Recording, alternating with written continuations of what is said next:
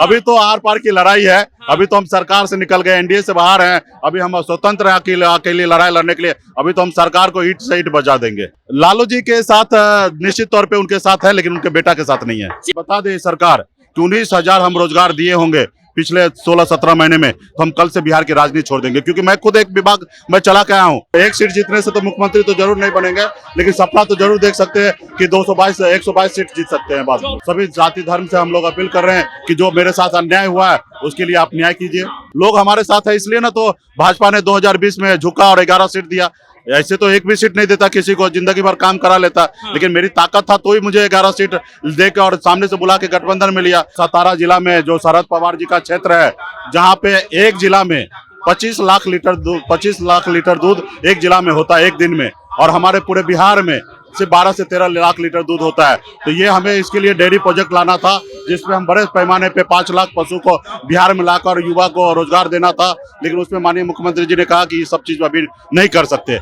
इस लाइन से शुरुआत होगी कि मुकेश सहनी ने यह कहा कि हम ये सीट जीतकर मुख्यमंत्री तो नहीं बन जाएंगे, लेकिन एक गरीब का बेटा ख्वाब देख सकता है। क्या लाइन है, क्या मतलब इस लाइन का? निश्चित तौर पे ये चुनाव जीतेंगे तो पूरे बिहार पूरे हिंदुस्तान में हर एक गरीब का बेटा को सपना होगा कि हम अपने दम पर भी लड़ाई लड़ के जीत सकते हैं। तो ये एक सीट जीतने से तो मुख्यमंत्री तो जरूर नहीं बनेंगे, लेकिन सपना तो जरूर देख सकते हैं कि 122 सीट जीत सकते हैं। 24 पंचायत में मुकेश सहनी हर पंचायत में जा रहे हैं।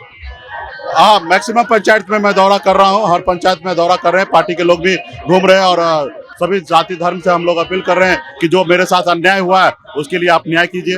डेयरी फार्म वाला जो कॉन्सेप्ट आपने बताया, मजा आ गया सुनकर। हम उसको बहुत अच्छे से चलाना चाहते हैं कि 25 लाख लीटर महाराष्ट्र के एक जिला में दूध होता है और बिहार में मात्र 12 लाख लीटर। क्या था कॉन्सेप्ट? मैं महाराष्ट्र में गया था, खास करके पूना में और सतारा जिला में जो शरद पवार जी का क्षेत्र है, जहाँ पे एक जिला में 25 लाख लीटर दूध एक जिला में होता है एक दिन में, और हमारे पूरे बिहार में सिर्फ 12 से 13 लाख लीटर दूध होता है। तो ये हमें इसके लिए डेयरी प्रोजेक्ट लाना था, जिसमें हम बड़े पैमाने पे 5 लाख पशु को बिहार में लाकर युवा को रोजगार देना था। लेकिन उसमें माननीय मुख्यमंत्री जी ने कहा कि ये सब चीज अभी नहीं कर सकते, तो रोक दिया गया था। उसमें भी हमने कुछ पायलट प्रोजेक्ट पे मैंने कुछ काम करने का कोशिश किया, लेकिन अभी मैं सरकार में नहीं हूँ। लेकिन मेरा पूरा था कि मैं इसको ऑन करूँ, क्योंकि मैं सरकार का हिस्सा था, मैं पार्टनर सरकार का था। मैं चाहता था कि युवा के लिए कुछ काम करे, गरीब मछुआरा के लिए काम करे। आज भी बिहार में मछली दूसरे राज्य से मछली आ रहा है, तो इसके लिए हम लोग चाहते थे कि कुछ काम करे।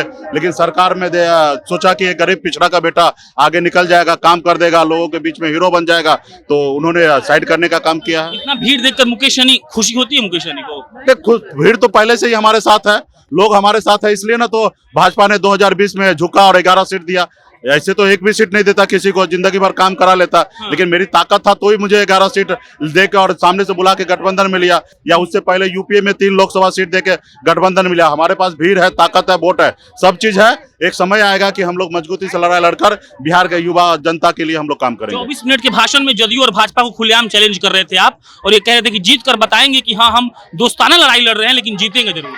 दोस्ताना अभी नहीं रहा, पहले जी नहीं, अभी दोस्ताना नहीं रहा, पहले दोस्ताना था। अभी तो आर पार की लड़ाई है। अभी तो हम सरकार से निकल गए, एनडीए से बाहर हैं। अभी हम स्वतंत्र हैं अकेले लड़ाई लड़ने के लिए। अभी तो हम सरकार को ईंट से ईंट बजा देंगे। घर के आगे पूर्व लिख गया है। जी हाँ, घर के आगे हाँ पूर्व है, फिर प्रेजेंट हो जाएंगे।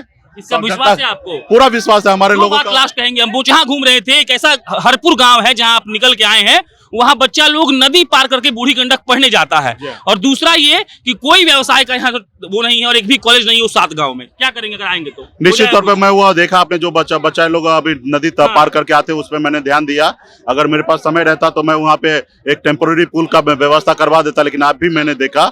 लेकिन इसके लिए भी मेरे पास जो MLC फंड है, उससे मैं उस पर टेम्पोररी पुल बनवाऊंगा। और मैं चाहूंगा कि सरकार इसको जल्द से जल्द देख कर इसको पुल का व्यवस्था कर दे। और वही तो मैं कह रहा हूँ कि बिहार में कुछ भी नहीं हो रहा है, सिर्फ बोलने हवाबाजी हो रहा है। 19 लाख रोजगार देने में 19,000 नहीं दिया। अगर बता दे सरकार कि 19,000 हम रोजगार दिए होंगे पिछले 16-17 महीने में, तो हम कल से बिहार की राजनीति छोड़ देंगे। क्योंकि मैं खुद एक विभाग में चला के आया हूँ, मैं 1900 रोजगार नहीं दे पाया हूँ। 19 लाख तो दूर की बात है, क्योंकि मैं उस पर काम कर रहा था, आगे भविष्य में देता, लेकिन उस पर हमें काम करने के लिए नहीं दिया गया।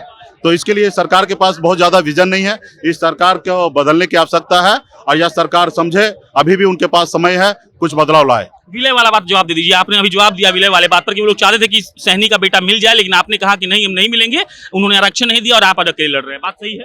नहीं, निश्चित तौर पे उन्होंने तो हमेशा प्रयास किया कि पार्टी विलय कर ले, मेरे साथ आ जाए, राजनीति करे, लेकिन मैंने इसको एक्सेप्ट नहीं किया। वो तो 2025 का मुख्यमंत्री बनाने का भी सपना दिखा रहा था। हाँ। भला हम सपना देखने वाले कहा, हम अपने काम पे विश्वास रखते हैं और अपने दम पे काम करेंगे, उसी काम के बदौलत हम सपना देखेंगे। लालू जी के साथ आज भी खड़े हैं? लालू जी के साथ निश्चित तौर पे उनके साथ है, लेकिन उनके बेटा के साथ नहीं है। चलिए, मेरा नाम प्रशांत राय है, आप जनता जंक्शन देख रहे थे। बहुत बहुत धन्यवाद।